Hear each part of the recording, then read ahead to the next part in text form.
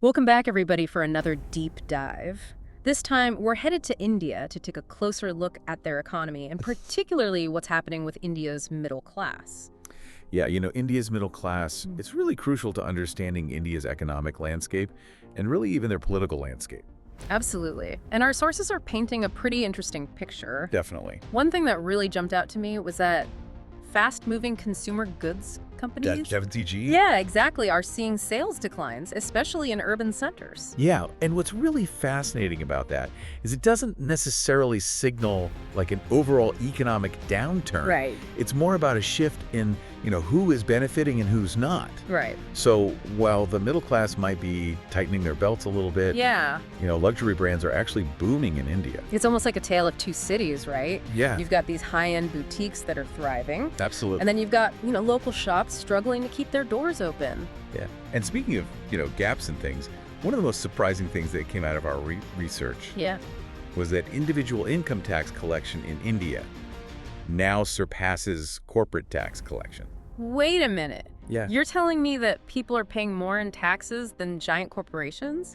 It's pretty striking. How is that even possible? Well, it wasn't always this way, Right. which I think is what makes it so striking, but it basically means that a small percentage of individuals Okay. are carrying a really disproportionate share of the tax burden. So let's talk about these taxes a little bit more in detail. Yeah. The goods and services tax, the GST. Yeah, the GST.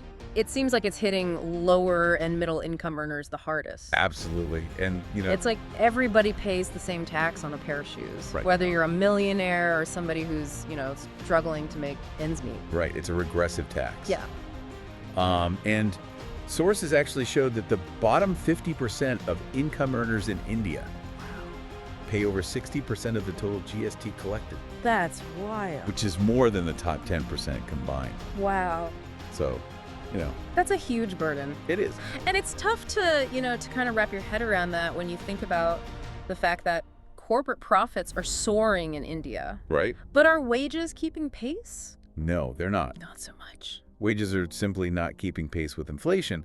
So you're working hard, but your paycheck just doesn't stretch as far as it used to. Yeah, and it's like a double whammy, right? Because on top of that, you've got the government significantly cutting corporate taxes in recent years. Right. So corporations are paying less, Right. individuals are paying more, and wages can't keep up. Right. No wonder there's some discontent brewing. Yeah, and the data reveals just how drastically the cost of living has skyrocketed in India. Oh, yeah. So get this, the taxes on cars are so high Oh, wow. that the government actually earns more from each car sale than the manufacturer does. Oh, my goodness, that's insane. Isn't that crazy? It's like the government is secretly profiting more than the people making the car. Right. And that's just cars. What about housing? Housing is, What are we looking at there? it's outrageous in some cities. Really? Prices have doubled in just a few years. Wow. And you think about, basic necessities, even lentils, prepackaged foods, now have a 5%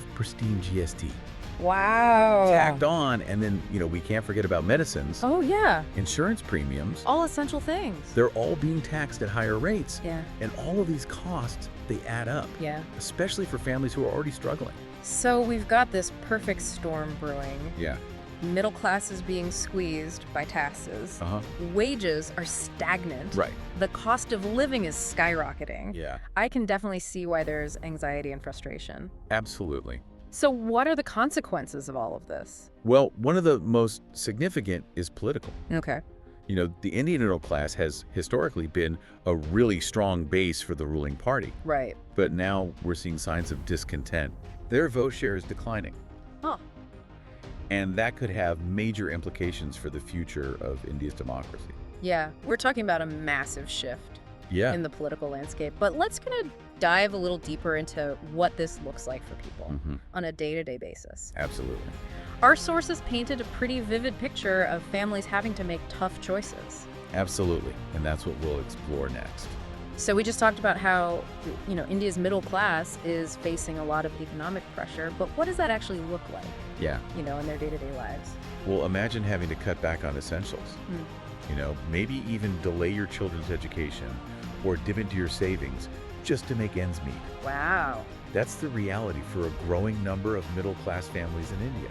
It's one thing to talk about economic trends in the abstract, Right. but when you hear about, real families Yeah. having to sacrifice their hopes and dreams Yeah. just to stay afloat, It's different. it's really Yeah. tough.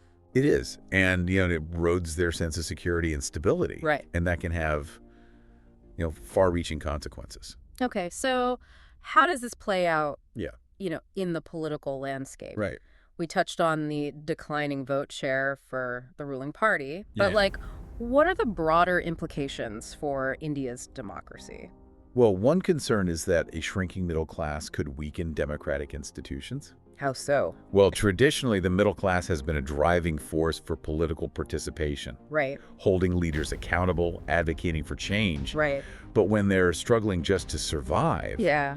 they may have less time and energy to engage in civic life. It's like the foundation of a strong democracy is being chipped away, Exactly. and it leaves it vulnerable to other forces. Absolutely. And, our sources also raise the possibility of rising populism and nationalism. Okay. When people are feeling economically insecure, they can be more susceptible to messages that blame outsiders or Yeah. promise easy solutions, even if those solutions are unrealistic or ultimately harmful. It's a dangerous cycle.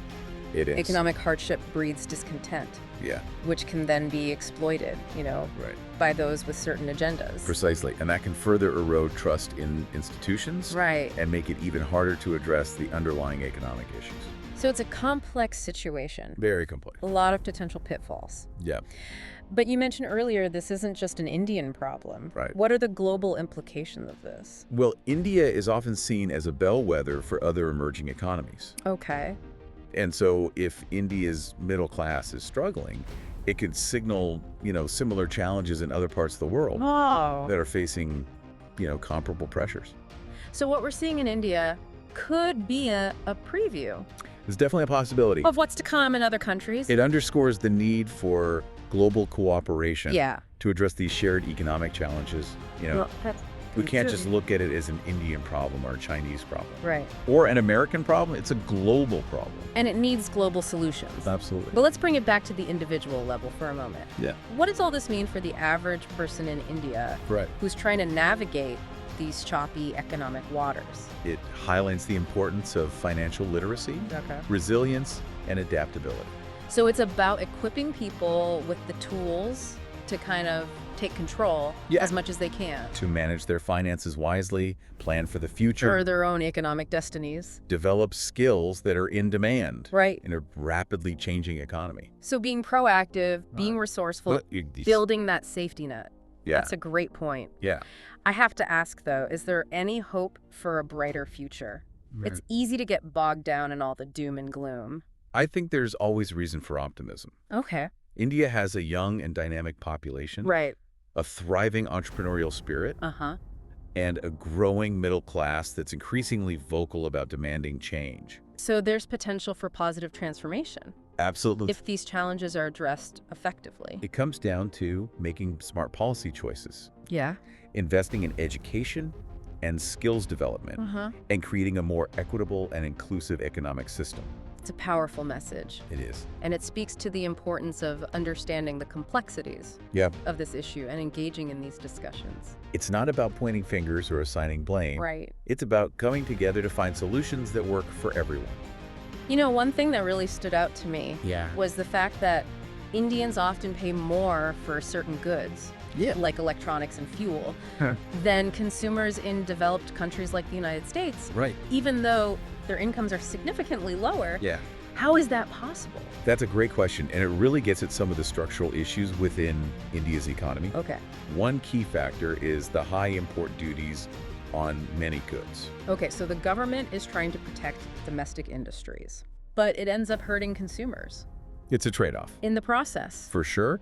And then there's the issue of inefficiencies in the supply chain. Okay. Getting goods from the manufacturer to the consumer in India can be really complex and costly, Right. involving multiple layers of middlemen and transportation challenges. So it's like a hidden tax Yeah. built into the system, Exactly. adding to the burden on the middle class. It highlights the need for reforms Yeah. that streamline the supply chain, reduce those bureaucratic hurdles. Makes it easier for businesses to operate. Mm-hmm. We're getting into some pretty dense territory here, We are. unpacking all the intricacies of India's economic policies. Right.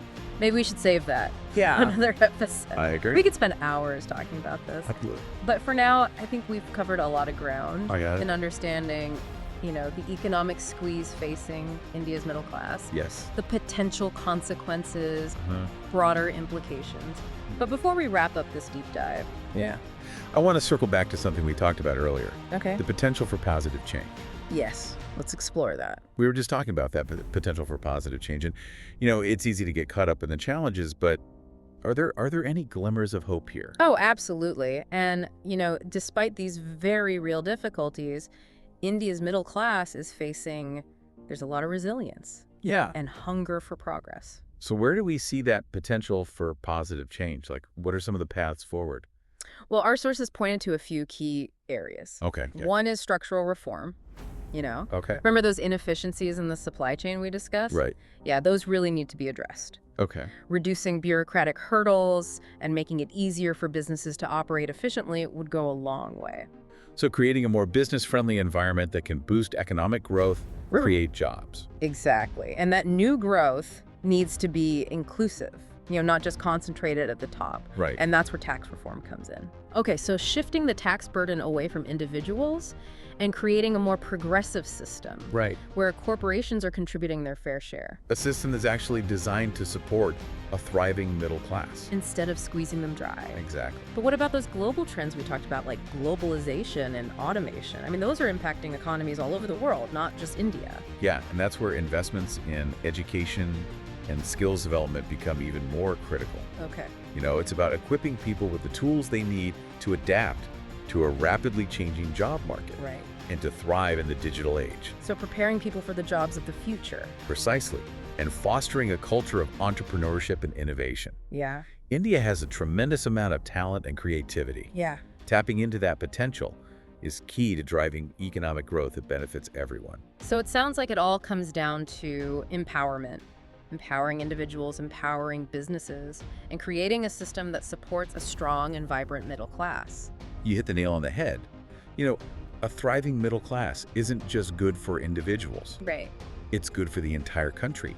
They fuel consumer spending, they drive innovation, they contribute to social stability. It creates a virtuous cycle Exactly. that benefits everybody. Understanding the challenges and working towards solutions is crucial. Yeah. It's about building a future where everyone in India has the opportunity to succeed and contribute to a more prosperous and equitable society.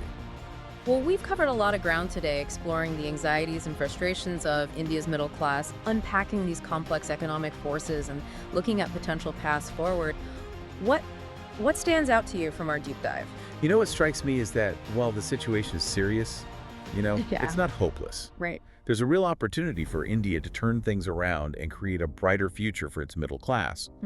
But it's going to require bold action, smart policies, Yeah. and a commitment to creating more inclusive and equitable economy. I think that's a really important takeaway for our listeners to ponder. India's middle class is at a crossroads. It is. The choices made today will have a profound impact on the country's trajectory, not just economically, but Right. politically and socially. Absolutely. And remember, what happens in India doesn't stay in India. Right. It has ripple effects on the global economy and the future of emerging markets worldwide. So we'll leave you with this final thought. If India's middle class can harness its collective power to demand change, hold leaders accountable, and advocate for a more equitable system, it could spark a wave of positive transformation that extends far beyond its borders. Yeah, The potential is there, but the work starts now. that's a powerful message to end on. The future of India's middle class and perhaps the world's hangs in the balance. Absolutely. And the choices we make both individually and collectively will determine what that future looks like. Thanks for joining us on this deep dive into the heart of India's economy. Yeah, thanks for listening, everyone. We hope you gained some valuable insights and are inspired to learn more. Until next time, keep exploring, keep questioning, and keep diving deep.